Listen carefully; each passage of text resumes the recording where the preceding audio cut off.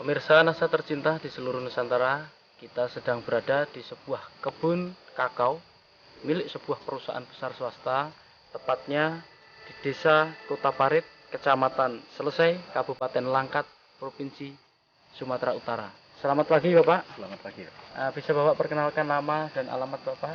Nama saya Budianto, alamat di perumahan kebun ini dan tepatnya di Desa Kota Parit, Kecamatan Selesai, Kabupaten Langkat. Berapa luasan dari kebun ini Pak? Luas ini 370 hektar. Umurnya itu variasi antara 15 sampai 20 tahun, tapi yang banyak di 20 tahunnya. Jenisnya yang dipakai adalah jenis Cirolo dan Forastero. Sudah menggunakan produk NASA? Sudah. Apa saja Pak? Yang digunakan di sini adalah NASA sama hormonik. Saya gunakan dengan spot. Untuk dosisnya? Iya, dosisnya 4 tutup per cap, Ya. ditambah 1 tutup hormon. Itu Bapak gunakan berapa luasan dan berapa habisnya Pak? Yang saya gunakan kurang lebih 150 hektar. Nah, itu menggunakan 200 pasang per bulan. Kemudian untuk luasan 370 hektar ini sudah menggunakan produk NASA, itu berapa blok Pak? Saya coba sudah kurang lebih 60% dari luasan itu sudah menggunakan produk NASA. Tapi saya aplikasikan mulai bulan Januari tahun 2005. Untuk intervalnya Pak, interval pemupukan NASA yang Bapak lakukan untuk kebun ini, itu bagaimana Pak? Iya, jadi kita sesuaikan dengan tren produksi yang ada di Sumatera Utara. Itu tren produksi pada bulan Agustus sampai dengan bulan Maret, sehingga saya gunakan pas musim bunga di bulan Februari sama Maret untuk merangsang bunga di situ, dan aplikasi kedua nanti di bulan September Oktober ini untuk semester 1 tahun depannya. Selain pupuk dari NASA, Bapak masih juga menggunakan pupuk kimianya Pak ya? Masih. Biasanya itu dalam 1 tahun itu Bapak menggunakan untuk per pokok berapa Pak? Itu sesuai dengan rekomendasi. Kita memang melakukan rekomendasi tiap 2 tahun sekali. Jadi untuk urea itu 600 gram yang diaplikasikan 2 kali. SP sama KCL masing-masing 100 gram juga diaplikasikan setahun 2 kali. Kemudian kalau dilihat Pak ya, tanaman di sini, jarak tanamnya berapa ini Pak? Ini memang bekas tanaman karet yang ditanami di bawahnya dengan cara nanam biji atau yang dikenal dengan seed head stick. Jadi jaraknya itu variasi, ada yang 1-2, ada yang 2-4. Dengan kerapatan pohon, kalau yang tanaman rapat gini sampai 1.500.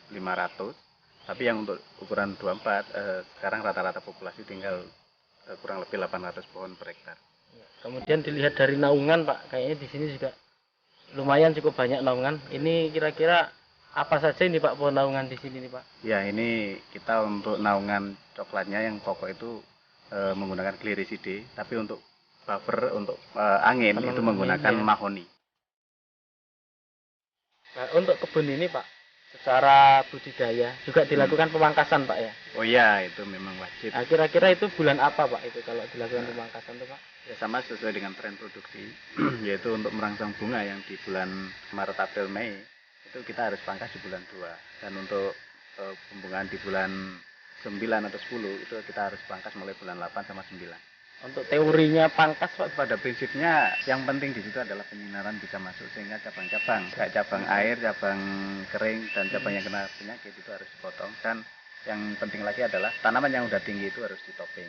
Setelah Bapak menggunakan produk dari NASA ini Pak, apa yang Bapak rasakan atau yang Bapak lihat perkembangan dari tanaman atau kebun coklat Bapak ini Pak?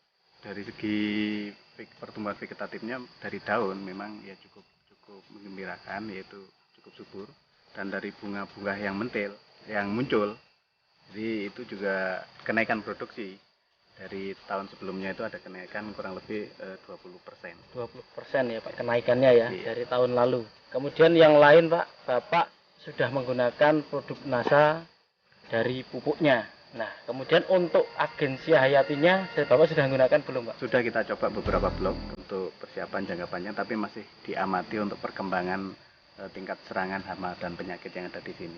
Jadi belum bisa Bapak sampaikan di sini ya? Belum. Ya. Pakai apa Pak ininya?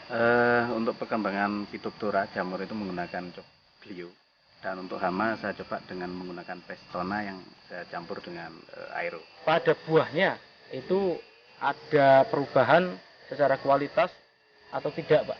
Secara kualitas memang ada ya, terutama untuk yang kena serang hama penyakit itu saat sekarang menunjukkan tanda-tanda ada penurunan, dan biasanya mecah itu kulit buah itu keras, ini agak-agak mudah. Dan yang menggembirakan lagi itu dari rendemen itu ada kenaikan, itu biasanya itu 33 sampai dengan 35, ini bisa ke 37-38%. Pemirsa Nasa, di sini Bapak Budianto selaku manajer di sebuah kebun kakao ini, beliau juga sebagai manajer di processing atau di pabrik dari pengolahan kakao. Bagaimana prosesnya kemudian sampai akhir termasuk dalam fermentasi dan rendemennya, Pak?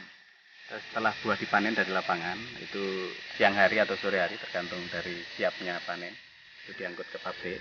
Nah, di sana buah kakao tadi langsung ditimbang berapa bobotnya dan langsung dimasukkan ke dalam kotak fermentasi.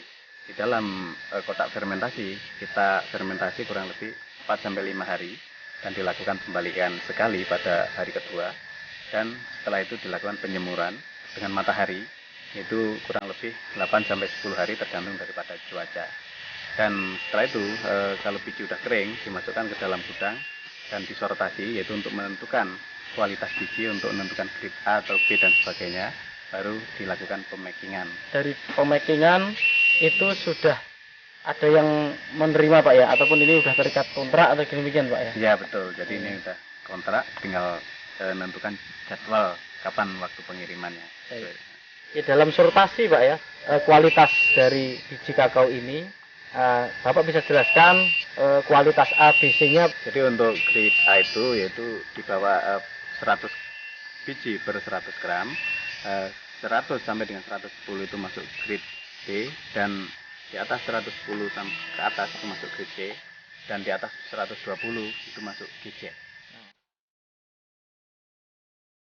Dari sini kami ingin Bapak menyampaikan pesan dan kesan untuk pemirsa Nasa di seluruh Nusantara. Jadi harapan saya untuk masyarakat di Indonesia tidak usah ragu lagi untuk menggunakan produk Nasa, karena sudah terbukti saya sendiri untuk di perkebunan ini dengan menggunakan produk Nasa ada optimalisasi produksi yang tadinya itu turun seiring dengan umur, dengan menggunakan Nasa bisa optimal lagi sesuai dengan standar, sehingga ya termasuk di kebun kami ada kenaikan kurang lebih 20%. Demikianlah pemirsa Nasa tercinta di seluruh Nusantara, dengan penggunaan produk Nasa ternyata hasil dari kebun kakao milik perusahaan swasta ini berhasil meningkat dengan cukup luar biasa, yaitu peningkatan 20% dibandingkan sebelum menggunakan produk Nasa, dan secara kualitas baik itu rendemen maupun grade-nya pun dapat ditingkatkan, sehingga penggunaan produk Nasa ini mampu meningkatkan harga jual dari kakao. Demikian tim liputan Nasa dari Sumatera Utara, reporter Syahria Reza dan kameramen Adi Nugroho melaporkan. Salam Nasa.